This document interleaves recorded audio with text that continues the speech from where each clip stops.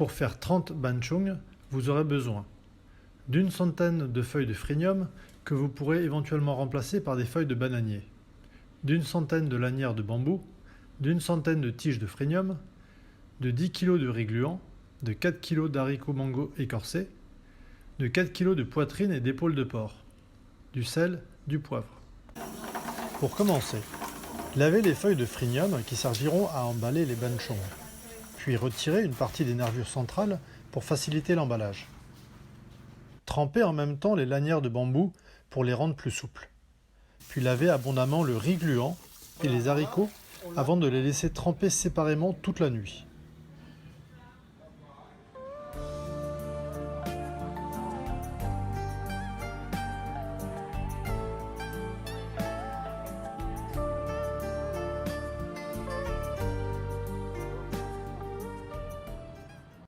Le lendemain, lancez la cuisson des haricots à la vapeur après les avoir légèrement salés.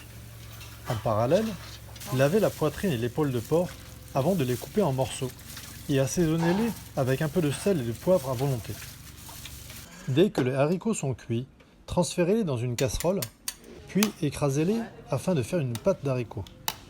On mettra ensuite cette pâte en boule à l'aide d'un petit bol pour faciliter le dosage. Tout est prêt maintenant pour l'emballage. On dispose au sol 3 feuilles en croix. La première face luisante vers le sol, puis les 2 suivantes face luisante vers le haut.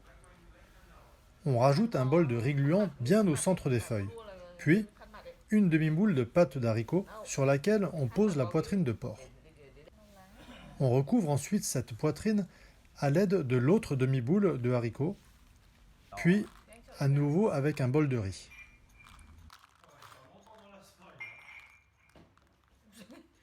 Le pliage se fait feuille par feuille, comme vous pouvez l'observer. On commence par la feuille du haut que l'on referme au plus serré avant de passer à la feuille suivante.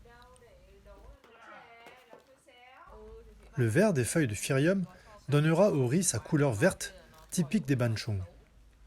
Il est possible de remplacer ces feuilles de phrynium par des feuilles de bananier, mais celles-ci seront moins souples, ne donneront pas la couleur verte au riz et pourront laisser un très léger goût âpre.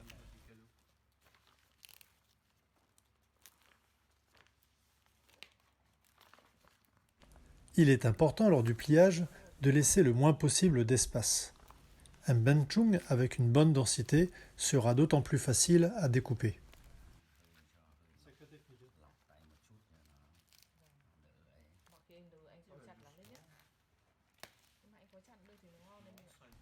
La légende raconte que ce gâteau a été créé par le 18e fils du roi Ungwong IV, le prince Langliu. Un jour, le roi convoqua tous ses fils et déclara céder son trône à celui qui pourra préparer les mets les plus savoureux.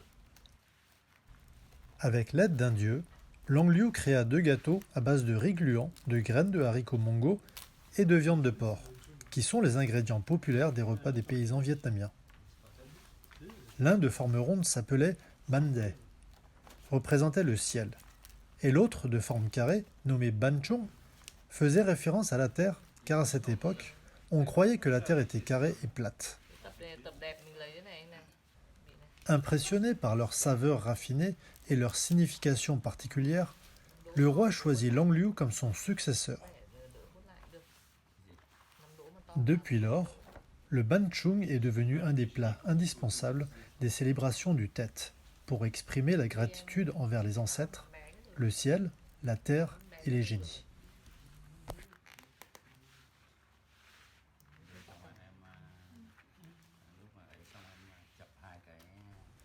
La fabrication des banchung est un événement très convivial, voire même festif.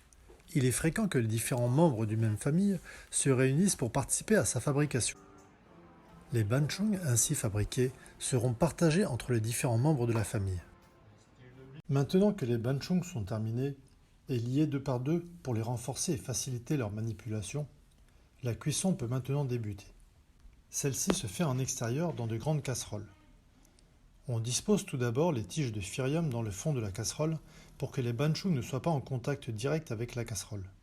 On met ensuite tous les banchung par couche sans laisser d'espace. Si, comme dans notre cas, la casserole est trop grande, il faut veiller à ce que les banchung ne puissent pas bouger durant la cuisson. Pour cela, on met une couche de feuilles de phyrium que l'on recouvre ensuite par des blocs de pierre.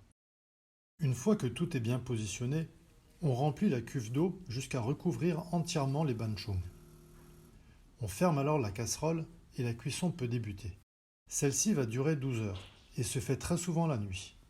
Les membres de la famille vont se succéder pour alimenter le feu et rajouter de l'eau pour compenser l'évaporation. Durant la cuisson, il est fréquent de se réunir pour discuter, manger ensemble et jouer aux cartes. Lorsque la cuisson se termine, on éteint le feu et l'on retire ensuite le couvercle.